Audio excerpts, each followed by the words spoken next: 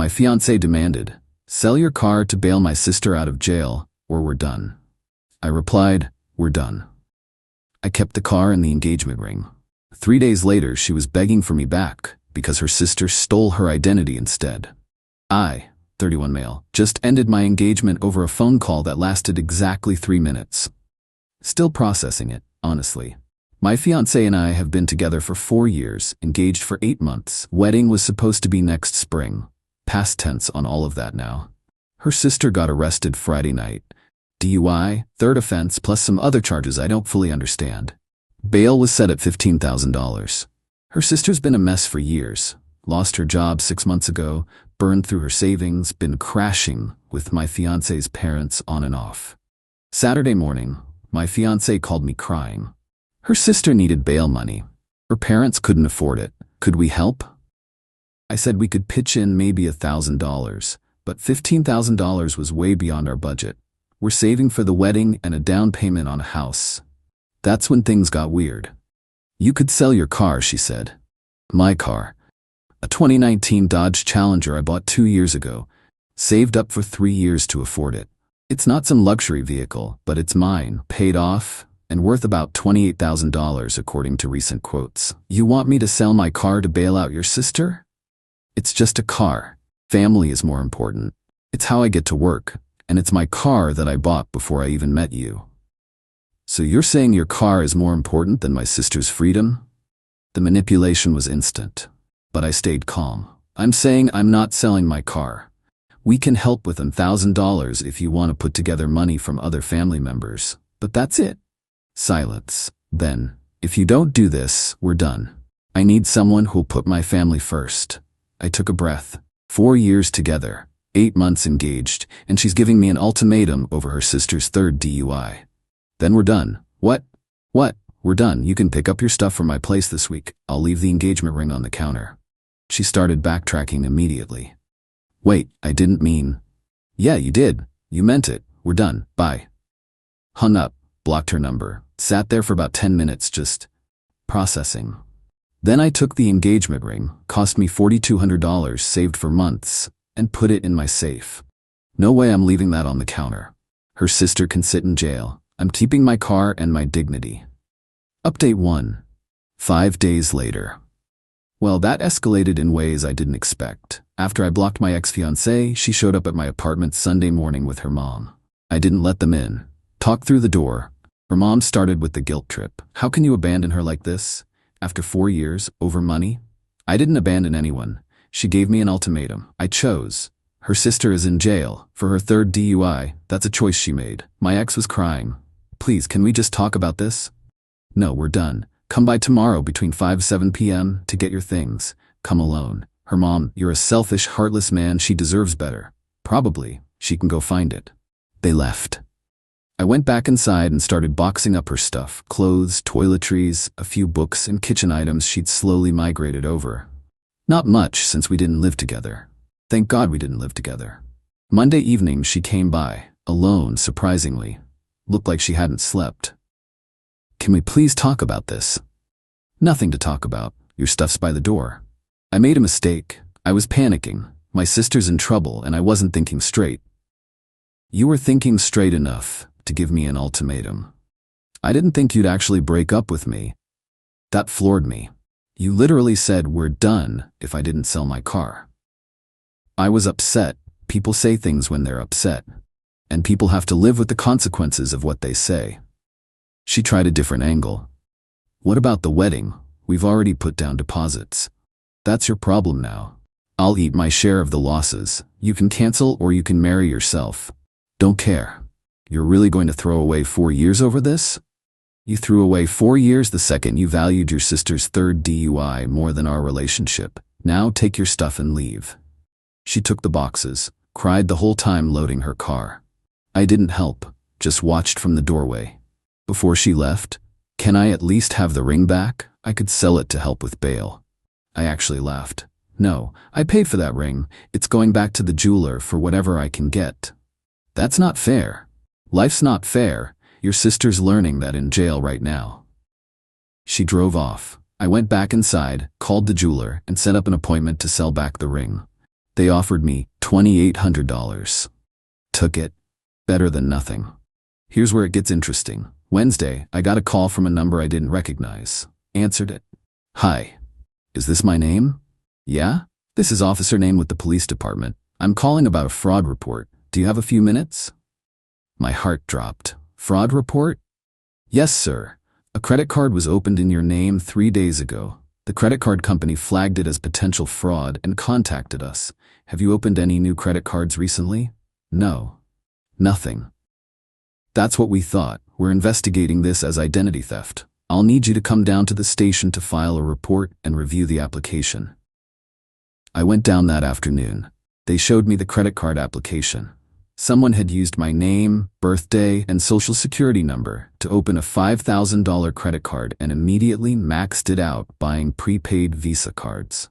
The address on the application? My ex-fiancée's parents' house. Do you know anyone at this address? The officer asked. I showed him a photo of my ex and her sister. My ex-fiancée lives there sometimes. Her sister was just arrested for DUI. He took notes. We'll look into it. In the meantime, file a report with the credit bureaus and freeze your credit. I did all that. Also checked my credit report. Someone had tried to open 2 other cards in my name. Both got denied because the credit freeze went through just in time. Thursday morning, I got a call from my ex. I'd unblocked her temporarily to coordinate her stuff pickup. Forgot to reblock. We need to talk. It's important. About what? Just, please. Can I come over? Against my better judgment? Fine, you have 10 minutes. She showed up 20 minutes later, looking wrecked. Eyes puffy, hair a mess. Someone opened a credit card in my name, she said. Yeah, me too. Her eyes went wide. What?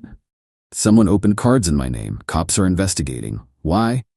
I got a call from a credit card company. Someone opened a card in my name and bought like $8,000 worth of stuff. I didn't do it. We stared at each other. Your sister, I said. It can't be. She's in jail. She got out. Check with your parents. She called her mom right there. Put it on speaker. Mom, is my sister still in jail? No, sweetie, she got out Tuesday. We scraped together bail money from family and a bail bondsman. How much did you put down? $2,500. Why?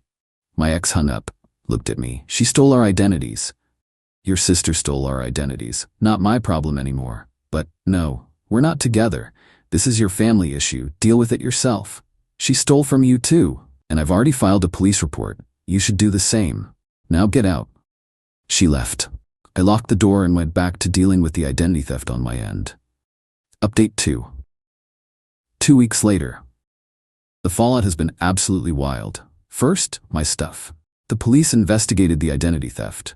Turned out my ex's sister had gotten my personal info from my ex's phone. She'd had my SSN saved in her notes app for some insurance paperwork we'd filled out months ago. The sister waited until she got out of jail, immediately went to a check cashing place with fake IDs, also made using stolen info, and went on a shopping spree. She hit me for $5,000, my ex for $8,000, and their mom for $6,500. Also got their dad for $3,200. Total, $22,700 in fraudulent charges across 4 people in her own family. The cops arrested her again, this time for identity theft, fraud, and a bunch of other charges. Bail was set at $50,000. No bail bondsman would touch her after she'd just been out for 3 days and committed new crimes. She's been sitting in jail for 12 days now. Nobody's bailing her out this time. My ex has been calling me non-stop. I finally answered one call just to shut her up. Please, I need help. This is destroying my credit. I can't get approved for anything.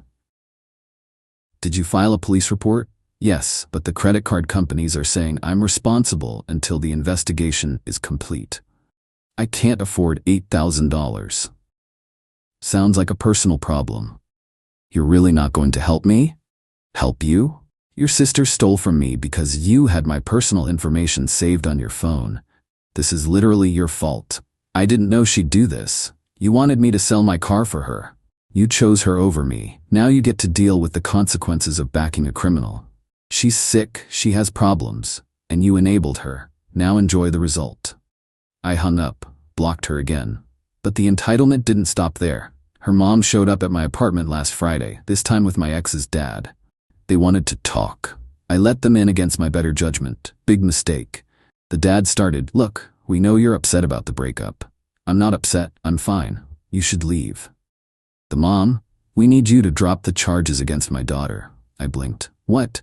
The identity theft charges. If you drop them, the prosecutor might go easier on her. Your daughter committed identity theft against me.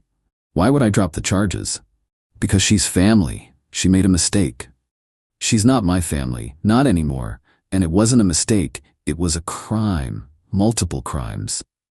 The dad tried to look intimidating. You know, if you just sold your car like she asked, none of this would have happened. I actually laughed. So this is my fault? You made a choice that led to this situation.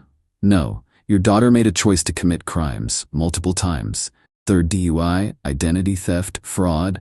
Those are her choices. I made the choice not to enable her. Big difference. The mom started crying. Please. She's my daughter. She needs help, not jail. Then you should have gotten her help after the first DUI, or the second. Instead, you kept bailing her out and teaching her there are no consequences. Well, now there are. You're a cruel person, the dad said. I'm a person who doesn't let criminals steal from me without consequences. Now get out of my apartment. They didn't move. Get out, or I'm calling the cops. They left, but not before the mom said, I hope you can live with yourself knowing you destroyed this family. Your daughter destroyed your family. I'm just refusing to be a victim. After they left, I called the prosecutor handling the case, told them about the visit and the request to drop charges. They said they'd note it and advised me to get a restraining order if the contact continued. It did. My ex texted from a new number. My parents took out a loan to cover my credit card bills. They're underwater now because of you. I replied, because of your sister. Block this number. Her, we were going to get married. Doesn't that mean anything? Me, we were going to get married. Past tense. You chose your criminal sister over me. That meant something. Her, I made a mistake. How many times do I have to apologize? You can apologize all you want. Doesn't mean I have to accept it or take you back. We're done. Move on. I can't move on. I love you. You loved my car more, or at least you loved your sister more than both of us. Enjoy that choice. Blocked the new number. Yesterday I got an email from her, long, rambling, talking about all our good times together, how she made one mistake in a moment of panic, how I'm throwing away something beautiful over pride. I replied with one sentence. You gave me an ultimatum. I chose. Stop contacting me. Haven't heard back yet. Probably will though. The entitlement is strong with this family. Meanwhile, the prosecutor called me. The sister is looking at serious time. The identity theft charges alone carry up to 15 years. Plus, she's violated probation from a previous conviction I didn't even know about. Her public defender is trying to work out a plea deal. They asked if I'd be willing to give a victim impact statement at sentencing. I said yes. Absolutely yes. Final update, 6 weeks later. Wrapping this up because it's finally over mostly. The sister took a plea deal, pled guilty to identity theft, fraud, and probation violation. Got sentenced to 4 years in state prison, 3 years supervised probation after release, and court-ordered restitution to all victims. I gave my victim impact statement at the sentencing hearing. Kept it short and factual. Explained how she stole my identity, the time and money I spent fixing my credit, the stress and violation of having someone impersonate me. The judge listened, nodded, and factored it into the sentence. My ex and her parents were there. They all glared at me the entire time. After the sentencing, the mom tried to approach me in the hallway. A bailiff intercepted her. I left immediately. The restitution order says the sister has to pay back $22,700 to the 4 victims, split proportionally. My share is $5,000. The prosecutor said I shouldn't expect to see any of it while she's in prison, and probably not much after. Inmates make like 25 cents an hour, but at least it's on record. My credit is cleaned up now. The fraud got removed from my report, accounts were closed, and I've got monitoring set up. Cost me maybe $800 in fees, lost time from work, and a massive headache, but it's handled. The car? Still have it. Still love it. Drove it to the sentencing hearing actually. Parked it right in the lot where my ex could see it. Petty? Maybe. Satisfying? Absolutely. The ring money, $2,800, went into my savings. Added it to the house fund. I'm back to saving for a down payment, just solo now. My ex tried one last time to reach out 3 weeks ago. Sent a letter to my apartment. Actual handwritten letter. It was 5 pages of her explaining that she's been in therapy, realized she has codependency issues with her family, understands now why I made the choice I did, and wants another chance. I read the first page, threw the rest in the shredder.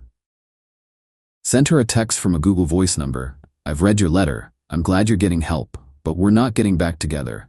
Ever. Stop contacting me. This is your final warning before I file for a restraining order. She replied, I understand. I'm sorry for everything. I hope you find happiness. Finally, acceptance. Haven't heard from her since. Haven't heard from her parents either. Think they finally got the message. As for me, I'm doing fine. Better than fine, actually. The whole situation taught me that I have a backbone I didn't know was that strong. I made a choice in the moment and stuck with it, even when people tried to guilt-trip me, manipulate me, and blame me for other people's crimes. Some people think I'm heartless for not selling my car, that I could have prevented all this if I'd just helped out. Those people are idiots. If I'd sold my car, the sister would have gotten out of jail, probably committed more crimes, and I'd be out a car with nothing to show for it. The identity theft might have still happened. Who knows? Addicts and criminals don't stop being addicts and criminals because you enable them one more time. I would have set a precedent that my ex could use her family to manipulate me into whatever. The marriage would have been a disaster. I'd have spent years being the family ATM, selling my stuff to bail out her sister over and over. Instead, I drew a line. The sister faced consequences. My ex learned that ultimatums have consequences. Her parents learned that enabling has consequences. And I learned that I'm better off alone than with someone who'd choose their criminal sibling over their partner. I've started dating again. Nothing serious yet. Taking it slow. But I'm optimistic. Funny thing, my coworker set me up on a blind date last weekend. Nice woman, works in accounting. We got coffee. She asked about my car. We'd met in the parking lot. I told her I'd had it for 2 years, loved it, worked hard to buy it. She said, that's great. I'm big on people having their own things. Independence is attractive. We've got a second date next week. So yeah, kept the car, kept my self-respect, lost a fiancé who wasn't worth keeping anyway. The sister's in prison. My ex is dealing with the fallout of her choices. Her parents are paying off loans they took out to enable their daughter. And me? I'm good. Credit's clean, car's running great, and I'm moving forward. Sometimes the trash takes itself out. You just have to let it.